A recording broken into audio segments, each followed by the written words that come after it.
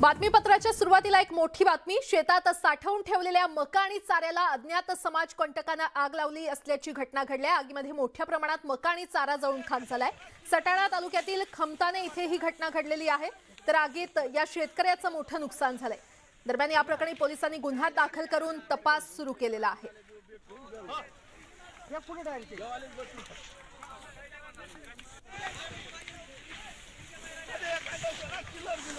या आगीमध्ये शेतकऱ्याचं मोठं नुकसान झालेलं आहे। सटाण्यात ही घटना घडली आहे। मका आणि चाऱ्याला अज्ञातानं आग लावली असल्याची घटना घडली आहे। आणखीन एक मोठी बातमी। नागपूर युवक काँग्रेस शहराध्यक्षाची निवड अवैध असल्याचा निर्णय नागपूर दिवाणी न्यायालयानं दिलेला आहे। प्रकरण न्यायप्रविष्ठ असेपर्यंत पदावर न राहण्याचा सल्ला देण्यात आलाय। तर शहराध्यक्ष पदासाठी आवश्यक वयापेक्षा जास्त वय असल्यानं न्यायालयामध्ये याचिका दाखल करण्यात आली होती आणि त्यावरच हा निर्णय देण्यात आलेला आहे।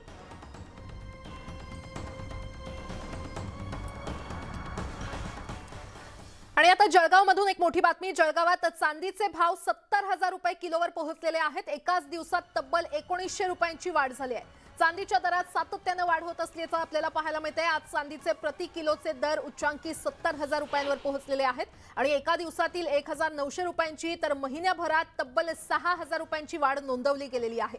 आंतरराष्ट्रीय सोने बाजारात जगभरातील प्रमुख बँकांकडून सोन्याच्या खरेदीत वाढ झाल्यानं सोन्याच्या दरात वाढ होते। तर चीनकडून इलेक्ट्रॉनिक्स उत्पादनासाठी चांदीची मागणी वाढली असल्यानं दरात मोठी वाढ झाल्याचं सराफ व्यावसायिकांचं म्हणणं आहे।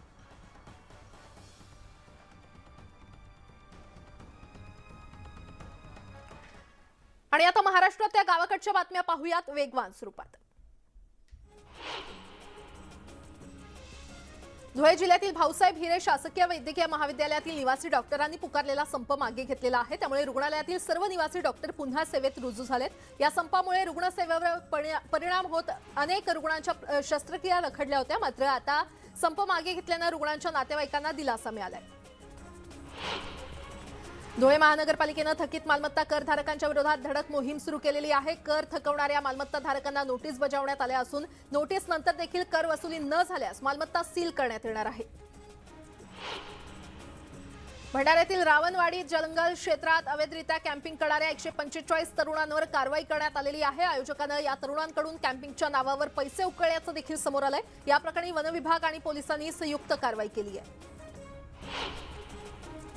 औरंगाबादमध्ये संक्रांतीच्या पार्श्वभूमीवर पोलिसांनी नायलॉन मांजाविरोधात कारवाई सुरू केलेली आहे। औरंगाबाद शहरात 17 तर ग्रामीण भागात 23 विशेष पोलीस पथकं नेमण्यात आलेली आहेत।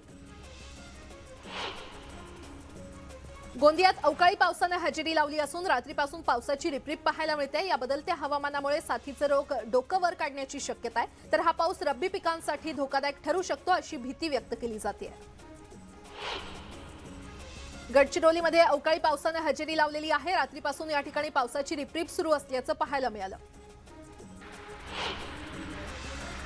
गेल्या 2 दिवसांपासून वर्धा जिल्ह्यातील वातावरणात बदल झालेला आहे। ढगाळ वातावरणामुळे गारठा पसरला असून रात्रीच्या सुमारास ग्रामीण भागात मध्यम स्वरूपाचा पाऊस झालेला आहे। तर या बदलत्या वातावरणाचा पिकांना धोका निर्माण होण्याची शक्यता आहे। पेण, पनवेल आणि उरण तालुक्याला धुक्याची चादर पसरली असून परिसरामध्ये मोठ्या प्रमाणात दाट धुकं निर्माण झालेले आहे आणि या धुक्यामुळे वाहन चालकांना मोठा त्रास सहन करावा लागतोय। राज्यात किमान तापमानाचा पारा घसरला असून गेल्या 3 दिवसांपासून नागरिकांना देखील हुडहुडी भरलेली आहे। थंडीचा हा कडाका आणखी काही दिवस कायम राहणार असून किमान तापमानाचा पारा 10 अंशांखाली उतरण्याची शक्यता आहे। रत्नागिरी जिल्ह्यात तापमानाचा पारा घसरलेला आहे। दापोली, मंडणगडमध्ये कडाक्याची थंडी पडली असून या थंडीपासून बचावासाठी नागरिक शेकोटीचा आधार घेत आहेत।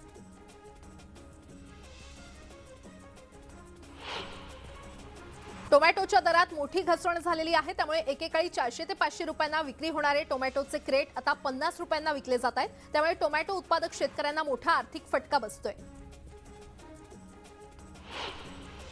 रत्नागिरी जिल्ह्यात धुक्याची चादर पसरलेली आहे। शहरातील विविध ठिकाणचे रस्ते देखील धुक्यात हरवल्याचं पाहायला मिळालं। यामुळे या मार्गावरून जाताना वाहन चालकांना अडचणींचा सामना करावा लागतोय। भंडाऱ्यातील गुर्ढा ते पालांदूर मार्गावरील खड्ड्यांमुळे धान्यानं भरलेला ट्रॅक्टर उलटला। या अपघातात कोणतीही जीवितहानी झालेली नाही। मात्र शेतकऱ्यांच्या धान्याचं मोठ्या प्रमाणात नुकसान झालंय। रत्नागिरीच्या पावनळ करंजाळी मार्गावर किरकोळ वादातून मित्रानंच मित्राची हत्या केली आहे। या प्रकरणी आरोपी जयकिसन सिंग याला पोलिसांकडून अटक करण्यात आली आहे। केंद्रीय आरोग्य राज्यमंत्री डॉक्टर भारती पवार यांनी मनमाडच्या एफसीआयला भेट दिली। यावेळी धान्याच्या कोठाराची पाहणी करून कामांचा आढावा त्यांनी घेतला। रेशन दुकानावर पुरेसा धान्य साठा होत नसल्याचं निदर्शनास आल्यावर भारती पवार यांनी अधिकाऱ्यांची कानउघडणी केली।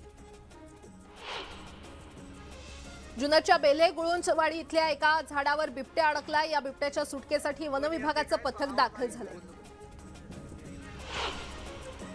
राष्ट्रवादी काँग्रेसची महिला आघाडी आजपासून राज्यभर जनजागर यात्रा काढणार आहे। भाजप सरकारच्या धोरणांविरोधात ही यात्रा असून राष्ट्रवादीचे अध्यक्ष शरद पवार या यात्रेला झेंडा दाखवणार आहेत। भाजपचे राष्ट्रीय अध्यक्ष जे.पी. नड्डा यांच्या टीकेला शिवसेनेचे नेते भास्कर जाधव यांनी सडेतोड उत्तर दिलेलं आहे। ठाकरे सरकारच्या काळात सणांवर निर्बंध घातले ते केंद्र सरकारच्या नियमानुसारच होते, याचा भाजप नेत्यांना विसर पडलाय। तसंच भाजपच्या नेत्यांमध्ये खोटं बोलण्याची स्पर्धा सुरू आहे, अशी टीका भास्कर जाधव यांनी केली आहे। सांगलीच्या आष्टा शहरातील छत्रपती शिवाजी महाराजांचा पुतळा रात्री पोलीस बंदोबस्तात हटवण्यात आला। परिसरामध्ये 144 कलम लागू करण्यात आलं होतं। संपूर्ण परिसरातील लाईट घालवण्यात आली होती, त्यामुळे पोलीस प्रशासनाच्या विरोधात समस्त शिवप्रेमींनी वाळवा तालुक्यासह आष्टा बंदची हाक दिली आहे। आमदार संजय शिरसाट यांच्या मुलाविरोधातील तक्रार केटरिंग व्यावसायिकानं मागे घेतलेली आहे। सिद्धांत शिरसाट यांनी धमकी दिल्याची तक्रार या व्यावसायिकानं केली होती, मात्र हा वाद आपापसात मिटल्याचं सांगत मुकुंदवाडी पोलीस ठाण्यात दाखल केलेली तक्रार मागे घेण्यात आली आहे। बुलढाणा जिल्ह्यात 279 ग्रामपंचायतीच्या निवडणुका नुकत्याच पार पडलेल्या आहेत, त्यामुळे 6 जानेवारी रोजी उपसरपंचाची निवड केली जाणार आहे।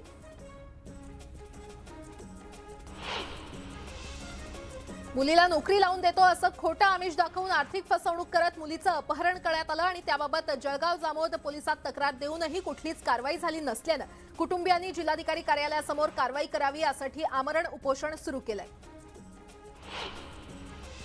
जळगाव जिल्ह्यातील चाळीसगाव तालुक्यातल्या न्हावे गावात एसटी बसचा दुचाकीला धक्का लागल्यानं दुचाकीवरील तरुणांनी एसटी चालक आणि वाहकाला बेदम मारहाण केल्याची घटना घडली आहे। या घटनेमध्ये चालक आणि वाहक गंभीर जखमी झालेत। जळगावमध्ये साखरपुड्याचा कार्यक्रम आटपून घरी परतत असताना 2 दुचाकींच्या अपघातात महिला रोडवर पडली आणि मागून भरधाव वेगानं येणाऱ्या ट्रकनं महिलेला चिरडल्यानं महिलेचा मृत्यू झाला। या अपघातात दुचाकीस्वार गंभीर जखमी झाला। या प्रकरणी नशिराबाद पोलीस ठाण्यात गुन्हा दाखल करण्यात आलाय।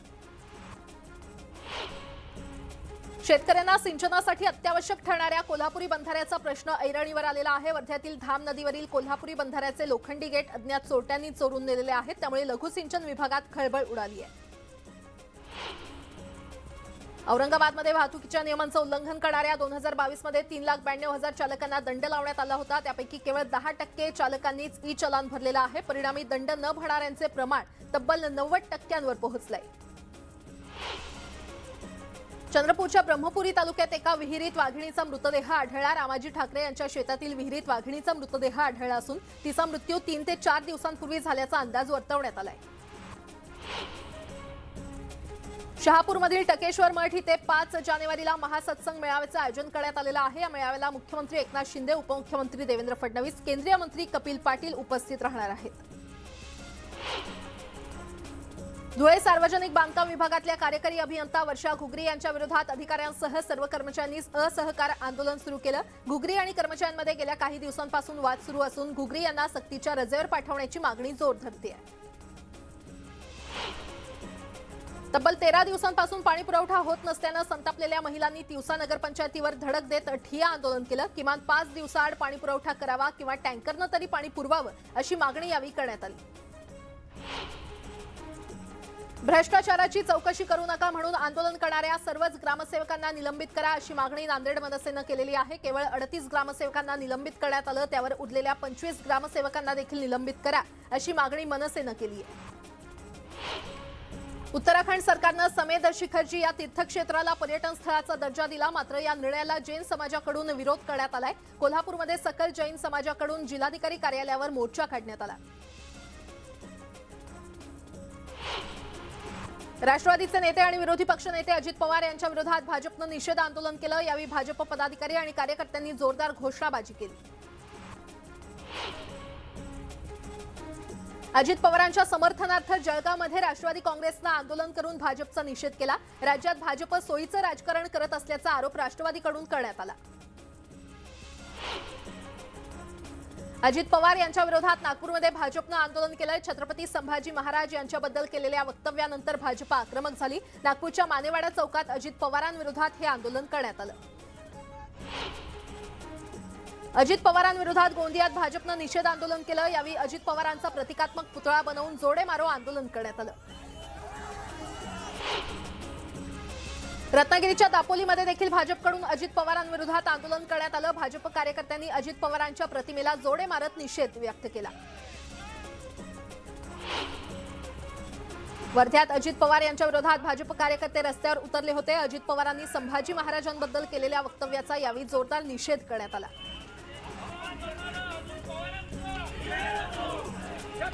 मोठी बातमी समोर येते। शाळेचं गॅदरिंग आटपून परत येणाऱ्या मुलीची छेड काढण्यात आलेली आहे। हिंदू मुलीची छेड काढल्यानं तणाव निर्माण झालाय। आजऱ्यामध्ये 3 दिवस बंदची हाक देण्यात आलेली आहे, तर हिंदू जन आक्रोश मोर्चानं ही बंदची हाक दिली असल्याचं कळतंय आणि सध्या परिसरात तणावाची स्थिती निर्माण झालेली आहे।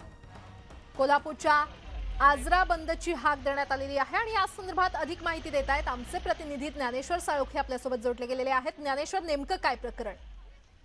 आजऱ्यामध्ये काल रात्री शाळेचं गॅदरिंग आटोपून मुलगी आहे ती परत येत होती आणि याच दरम्यान अंधाराचा फायदा घेत या मुलीची छेड काढण्याचा प्रकार घडला। हिंदू ही मुलगी होती आणि तिचा छेड काढणारा अन्य जातीतला मुलगा असल्यामुळे या ठिकाणी मोठी तणावाची परिस्थिती निर्माण झाली होती। वरिष्ठ पोलीस अधिकाऱ्यांनी तात्काळ घटनास्थळी धाव घेत हा तणाव निवळण्याचा प्रयत्न केला।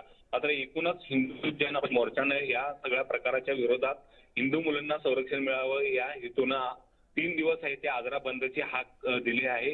आजपासून या बंदला आहे ते सुरुवात होणार आहे। सध्या या परिसरामध्ये तणावाची परिस्थिती पाहायला मिळते। पोलिसांची पथकं या परिसरामध्ये तैनात आहेत। एकूणच पाहायला गेलं तर काल रात्रीपासून या परिसरामध्ये मोठा तणाव आहे। वरिष्ठ पोलीस अधिकाऱ्यांनी घटनास्थळी भेट हा काहीसा तणाव निवळण्याचा प्रयत्न केला, मात्र हिंदू जन आक्रोश मोर्चा या सगळ्या प्रकरणानंतर आक्रमक झालेलं आहे। ज्या मुलाने छेड काढली त्या मुलाला ताब्यात घ्यावं, त्याला अटक करावी अशा पद्धतीची मागणी आहे ती होताना पाहायला मिळते आणि आजपासून 3 दिवस आहे तो आजरा या संदर्भात बंद राहणार आहे। बरं, ज्ञानेश्वर, धन्यवाद या सविस्तर माहितीसाठी।